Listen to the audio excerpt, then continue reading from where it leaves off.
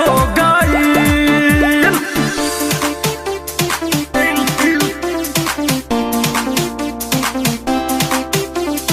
अमन अमन खुशी लगे खुशी लगे खुशी लगे मानला न रंग डालल ला गा के खोली देखली त भौजी हमके बोली खूब बोली खूब बोली।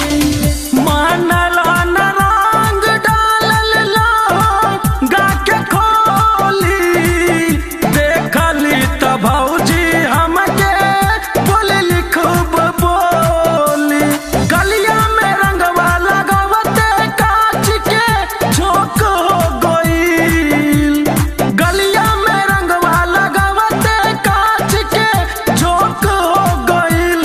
कि रंगवा खेल के गईल हमसे सबके शौक हो गईल।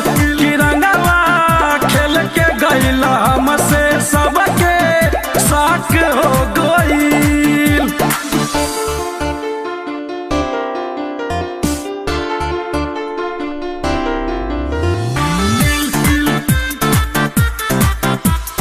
अमन अमन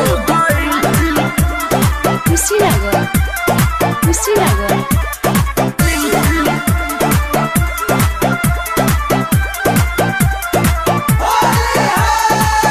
दीपक दियारा होली खेले जानी आईहा।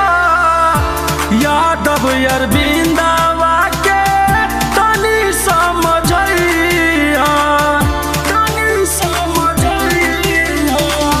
दीपक दियारा होली खेले जानी आईहा। यादव अरविंदवा के तनी समझइहा। तोरे कारणवा ढोरी में हमरा ढक हो गईल। तोरे कारणवा ढोरी में हमरा ढक हो गईल। कि रंगवा खेल के गईल हमसे सबके शौक हो गईल। कि रंगवा खेल के गईल हमसे सबके शौक हो गईल। कि रंगवा खेल के गईल हमसे सबके शौक हो गईल। कि रंगवा खेल के गईल हमसे सबके शौक हो गईल। होली में चोली दिहल सब लोक हो गईल। कि रंगवा खेल के गईल हमसे सबके शौक हो गईल। कि रंगवा खेल के गईल हमसे सबके शौक हो गईल। कि रंगवा खेल के गईल हमसे सबके शौक हो गईल।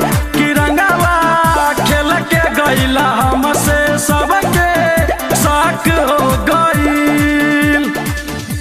Lovely recording studio Delhi.